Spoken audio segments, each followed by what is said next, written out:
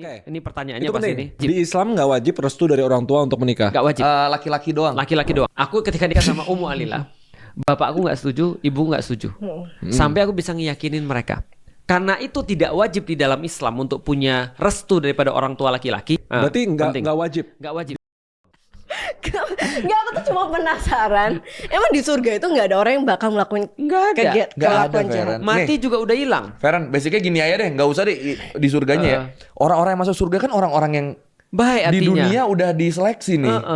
Oh iya bener juga jawaban Iya, dia. lu ngapain Tapi- jauh-jauh? Oke, itu benar. Tapi kan people change. Assalamualaikum warahmatullahi wabarakatuh. Waalaikumsalam warahmatullahi wabarakatuh. Feren, setidaknya balas sekali lah. Ini sebenarnya kalau agama lain balas waalaikumsalam nggak masalah Nggak kan? ada masalah. Waalaikumsalam itu artinya salam balik kan? Bagimu keselamatan. Lu nggak mau gue selamat? Kalau menentang yang sampai saya nggak mau gitu-gitu, emang setahu saya emang tidak boleh kan? Iya. Karena kan kalau nggak salah ada hadisnya ngomong saja kan tidak Iya. boleh kan? Betul. Ngomong apa? Misalnya disuruh nih, misalnya, Feren, Serius? Nggak boleh. gitu, itu Iya. nggak Di boleh. hadis ada tulisannya gitu. Itu bukan di hadis, di Quran. Di Quran ternyata, bukan di hadis. Itu di Quran. Artinya itu termasuk dosa besar. Dosa besar loh sebenarnya. Ngomong terus Ngomong ke orang tua itu dosa. apa lagi? Apakah kita boleh menentang orang tua yang kolot? Kalau tidak boleh, lalu bagaimana solusinya?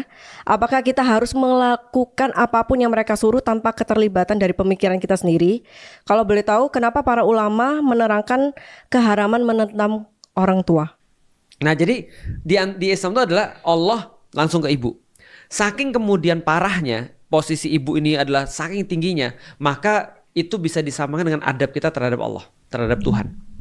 Makanya contoh kayak gini ya, kalau sama orang tua aja kita nggak boleh bilang ke ibu lebih parah. Nah kenapa tadi ada ibumu baru bapakmu? Karena di dalam Islam kalau andaikan ada dua kepentingan yang harus kita penuhi, maka kita harus nyambut omongan ibu dulu baru bapak. Jadi contohnya ibu manggil, bapak manggil, ada apa mah? Ada apa? Misalnya bu, bukan bapak dulu. Karena yang manggil ibu dan bapak itu sudah ngerti bahwa itu adalah didahulukan di dalam Islam. Nah itu yang pertama ya, posisi orang tua itu langsung di bawahnya Allah. Yang kedua, sampai saking kemudian posisi itu sangat tinggi sampai Allah menggunakan kata orang tua itu adalah Robbayani. Tugas orang tua adalah Robbayani, menjadi Tuhan bagi anak-anaknya dalam tanda kutip. Oh iya? Iya, Robbayani. Contoh ya, doa masa-masa kecil. Rabbik firlana wali walidaina warhamhuma kama Robbayani shaghira. Kama Robbayana shaghira. Dan ya Allah ampunilah kedua orang tua kami, sayangilah mereka sebagaimana mereka sudah menjadi Rob bagi kami ketika kami masih kecil. Jadi Allah itu Rob, orang tua juga kerjanya namanya Rob. Artinya adalah Rob itu adalah mengurus. Artinya gini, Allah yang ngasih orang kehidupan tapi lewat orang tua. Allah yang ngasih orang makan tapi lewat orang tua. Allah yang jaga tapi lewat orang tua. Maka haknya orang tua sama kayak haknya Allah. Oke, itu penting ya. Menyakiti orang tua, terutama ibu, sama dengan menyakiti Allah. Artinya, kalau ibuku nih, meskipun dia beda agama, sakit hati atas omonganku, Allah haramkan surga bagi aku. Jadi segitunya.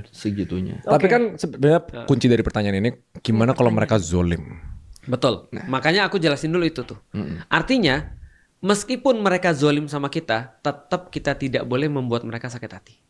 Berarti kalau misalnya ibu itu di bawahnya Allah, Ya. berarti semua ibu di dunia masuk surga. Bagus.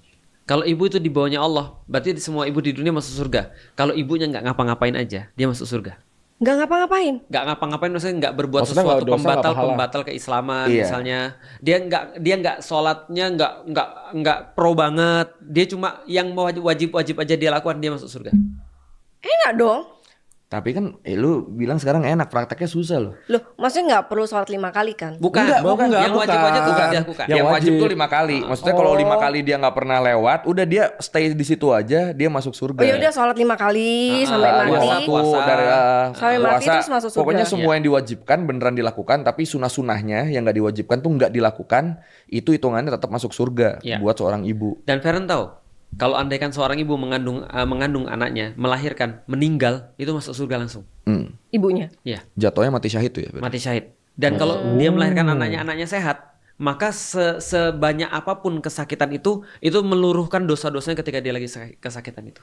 Dosa-dosanya jatuh semua. Kalau anaknya yang meninggal, anaknya nunggu dia di surga.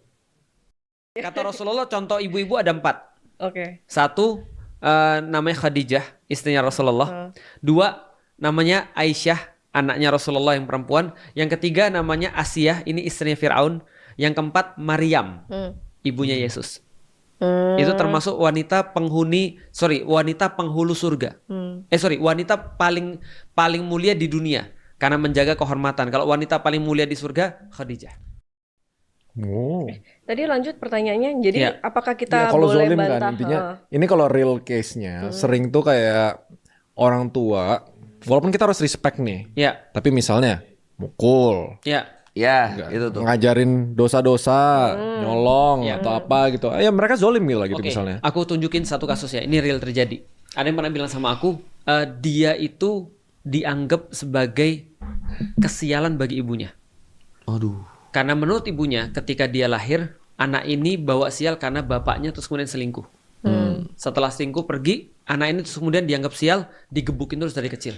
Yang disalahin anaknya karena Ya, sampai diinjek kepalanya. Aduh. Terus dibilang, kesalahan terbesarku adalah melahirkan kamu.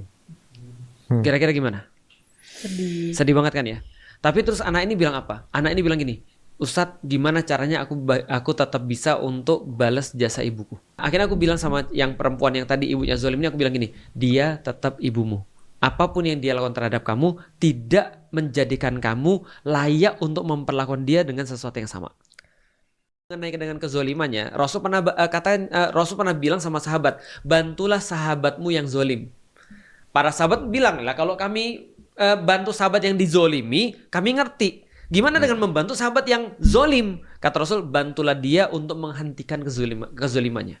Jadi jangan dibalas kezolimannya, tapi berhenti dari kezolimannya. Apakah salah kalau menikah tanpa restu orang tua suami? Apakah sah? Jika tidak, apakah boleh memperjuangkannya sampai orang tua berkata yes Ustadz? Aku ketika nikah sama Ummu Alila, bapak aku nggak setuju, ibu nggak setuju. Sampai aku bisa ngeyakinin mereka. Karena itu tidak wajib di dalam Islam untuk punya restu daripada orang tua laki-laki. Oke. Ini pertanyaannya itu pasti penting. ini. Berarti nggak wajib. Nggak wajib. Di Islam nggak wajib restu dari orang tua untuk menikah. Nggak wajib. Laki-laki doang. Laki-laki doang. Kalau perempuan wajib Kalau karena kan dia perempuan harus ada wajib. walinya. Betul.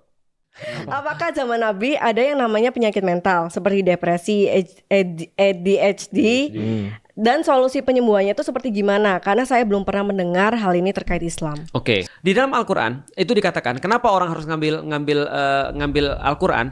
Karena ada kata-kata ini, famanit taba'a hudaya fala khaufun alaihim walahum yahzanun. Kalau kamu mengambil apa yang di dalam Al-Quran sebagai petunjuk kamu, maka kata Allah, kamu tidak akan pernah merasa khauf, takut dan tidak akan pernah merasa sedih. Takut dan sedih ini penyakit fisik atau penyakit mental? Mental. Penyakit mental. Dalam ayat yang lain sama, famanit taba'a huda fala yadillu wala yasqa. Tidak akan merasa tersesat dan tidak akan merasa sengsara. Ini juga mental. Faman tabi'a hudaya, Faman tabi'a hudaya yang pertama, yang kedua famanit taba'a hudaya fala yadillu wala yasqa. Tidak akan pernah merasa tersesat dan tidak akan merasa sengsara. Berarti ini semua adalah kualitas mental. Berarti Islam tuh mengatakan kalau kamu dapat Al-Quran, penyakit mentalmu hilang. Apakah zaman Nabi ada yang namanya penyakit mental seperti depresi, ADHD, dan solusi penyembuhannya itu seperti gimana? Karena saya belum pernah mendengar hal ini terkait Islam. Oke. Masalah itu sebenarnya menjadi masalah yang paling disoroti di dalam Al-Quran. Masa sih? Kan? Iya, serius. Contoh ya, lihat di dalam surat Al-Baqarah ya. Kerennya Islam itu adalah yang pertama disoroti bukan masalah fisik, tapi masalah mental. Ingat gak kita pernah bahas? Dan akhirnya rame tuh di Instagram. Buku rekomendasiku untuk memahami penyakit mental di zaman Nabi. Dan pemecahan-pemecahannya. Aku ulangi lagi, ini terkenal nih nanti buku nih. Judul bukunya ditulis sama Al-Balkhi. Jadi tentang pedoman pengatasan penyakit-penyakit mental dengan cara Rasulullah. Karena gini cerita, aku cerita Al-Quran dulu ya. Di dalam Al-Quran itu dikatakan, kenapa orang harus ngambil Al-Quran? Karena ada kata-kata ini, famanit taba'a hudaya fala khaufun alaihim walahum yahzanun. Kalau kamu mengambil apa yang di dalam Al-Quran sebagai petunjuk kamu, maka kata Allah, kamu tidak akan pernah merasa khauf, takut dan tidak akan pernah merasa sedih. Takut dan sedih ini penyakit fisik atau penyakit mental? Mental. Penyakit mental. Dalam ayat yang lain sama, famanit taba'a faman tabahuda fala yadillu wala yasqa. Tidak akan merasa tersesat dan tidak akan merasa sengsara. Ini juga mental. Faman tabi'a hudaya, Faman tabi'a hudaya yang pertama, yang kedua famanit taba'a hudaya fala yadillu wala yashqa. Tidak akan pernah merasa tersesat dan tidak akan merasa sengsara. Berarti ini semua adalah kualitas mental. Berarti Islam tuh mengatakan kalau kamu dapat Al-Qur'an, penyakit mentalmu hilang.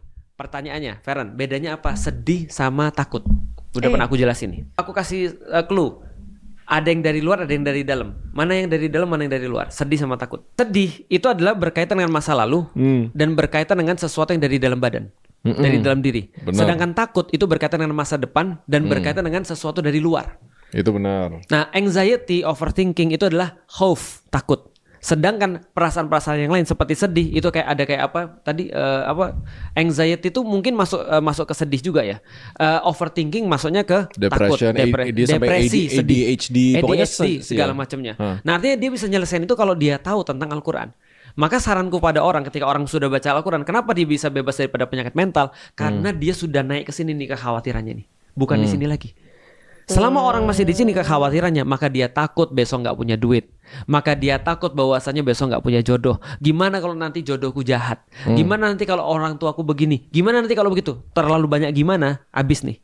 Tapi kalau ketika dia udah bahas takdir dan segala macam, dia sudah di sini. Yang dia takutin. Kalau menurut gue karena kebanyakan dari yang diajarin sama Al-Qur'an, mau dari berpikir, kepercayaan dan lain-lain, itu tuh membantu manusia untuk mengontrol stimulus. Iya. Menurut gue benar. simpelnya kayak fear, sedih, kesedihan, depresi apapun tuh karena ada banyak stimulus dan kita nggak bisa kontrol. Ya. Seringnya tuh kayak gitu, overthinking, satu bibit tiba-tiba jadi 10 skenario Ya. yang nggak bisa terjadi karena ada stimulus dan kita nggak bisa kontrol. Dan kayaknya dalam Islam dari cara berpikir kita, dari cara kita menenangkan diri, ritual itu membantu mengkontrol stimulus. Iya. Ketika lu stres, lu tuh fokusnya mikirin masalah bukan solusi. Benar. Satu itu dulu. Lu iya. harus tenang. Lu harus tenang. Ini bagus. Lu harus tenang. Terjadi lagi kawan-kawan.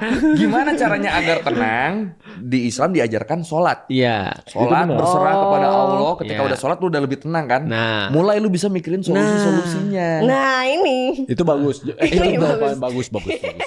Tadi yang buku itu yang menarik. Itu yang nulis Abu Zaid Al-Balkhi bukan? Al-Balkhi.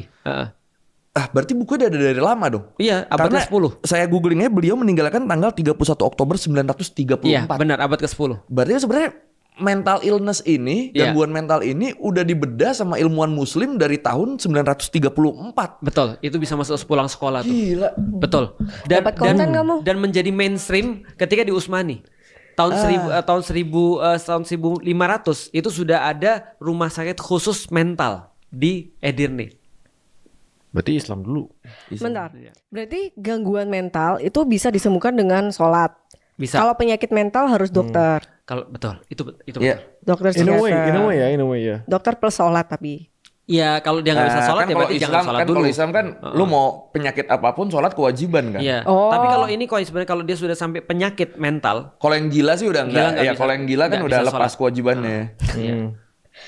iya, Iya kalau orang gila udah nggak wajib sholat. Iya. Tapi masuk surga. masuk surga. Karena kan dia nggak tahu dia. Karena orang gila nggak dihisap. Dia mau mempertanggungjawabkan apa? Dia Iya, orang ngelakuin dia apa gila. aja mungkin dia nggak sadar. Loh, Ngerti nggak? enggak. Ya udah. Apa? Apa? Enggak kok enak dong jadi gila. Lu mau? kok enak? Mau jadi gila mau. Mau nggak? Mau-mau aja sih. Hah? Dia cewek berkulit hitam, lalu kemudian dia punya penyakit ayan. Tahu penyakit ayan ya? Kalau dia lagi kambuh penyakit ayannya, itu kan susah banget tuh bagi cewek, apalagi cewek kan ya. Nah dia bilang sama Rasulullah, ya Rasulullah aku minta doa agar aku lepas daripada penyakit ayanku.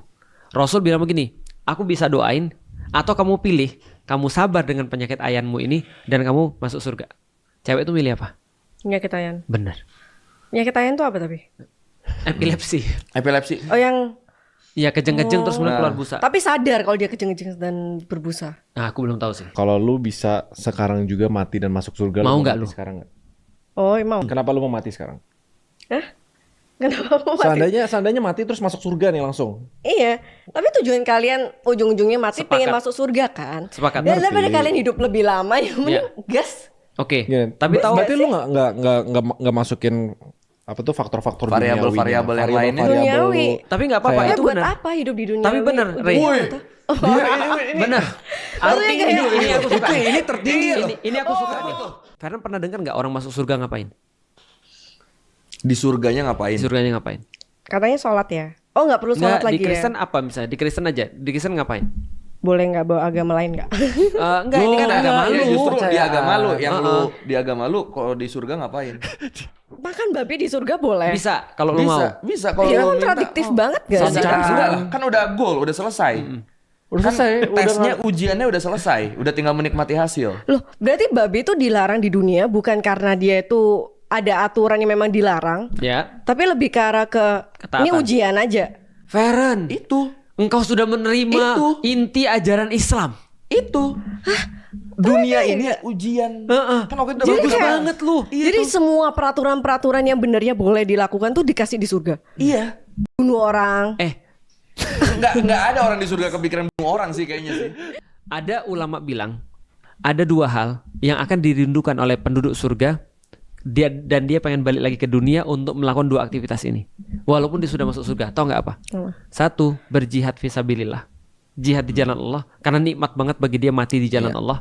Karena Allah kasihkan nikmatan mati di jalan Allah. Yang kedua, ngobrol-ngobrol dengan orang-orang yang baik. Ada nggak orang yang iri di surga? Jawabannya? Lebih tepatnya bukan iri, tapi nyesal. Oh. Kata Rasulullah, setiap orang yang masuk surga akan menyesal. Nah, Kenapa gue tidak melakukan lebih baik waktu di dunia? Surga ada dua ya. Satu surga premium, satu lagi surga reguler. Yang premium bayar. Nah, bukan. Bayar pahala lebih. Ada subscription-nya yang premium ya? Yang reguler itu kata Allah di dalam Al-Quran disediakan makanan-makanan yang banyak yang bisa dia pilih. Oke. Tapi kalau surga premium disediakan makanan-makanan yang bisa dia request. ada emangnya di hadis. Ada di Al-Quran. Surat Al-Waqiah. Enggak, tunggu. Ngerti gak nih bedanya? Enggak, aku tuh cuma penasaran. Emang di surga itu nggak ada orang yang bakal melakukan Nggak ada. Nggak ada, kelakuan jahat? Feren. Mati Nih. juga udah hilang. Feren, basicnya gini aja deh. Nggak usah di surganya ya. Orang-orang yang masuk surga kan orang-orang yang Baik di artinya. dunia udah diseleksi nih. Oh iya bener juga jawaban Iya, dia. lu ngapain Tapi- jauh-jauh? Oke, itu benar. Tapi kan people change. Kamu nggak bisa expect semua orang itu Gini. baik seumur hidupmu ya. Apalagi surga itu Fer. seumur hidup. Change tuh di dunia. Apa? Di sana itu sudah tinggal menikmati. Di dunia seringkali dosa karena membandingkan diri kita sama orang lain, Iya. ya kan? Kayak ada perasaan iri, perasaan Iya, sombong itu hasad kan namanya. karena ada perbandingan. Iya, Nah di iya. surga kan pasti ada perbandingan. Hasadnya udah dihilangin. Oh perasaan iya. hasrat. Iya, ada di dalam Oh, Al-Quran. nggak ada. Dan dihilangkan rasa hasad di antara mereka. Ya aku baru tahu di surga itu banyak peraturan, maksudnya Bukan jenis-jenis Bukan peraturan. Iya iya. Lu bukan yang peraturan. punya Justru peraturan. lu yang mengatur. Justru kita nggak bersikeras ke lu kalau di surga tuh bebas, nggak ada peraturan. Lu Dari yang tadi kita minta ngasih tahu aturan. itu. Iya, Lu yang minta diatur dari tadi. Nanya gimana? Ini kalau rumah gua gimana? Kalau ini gimana gitu. Ya udah, oke.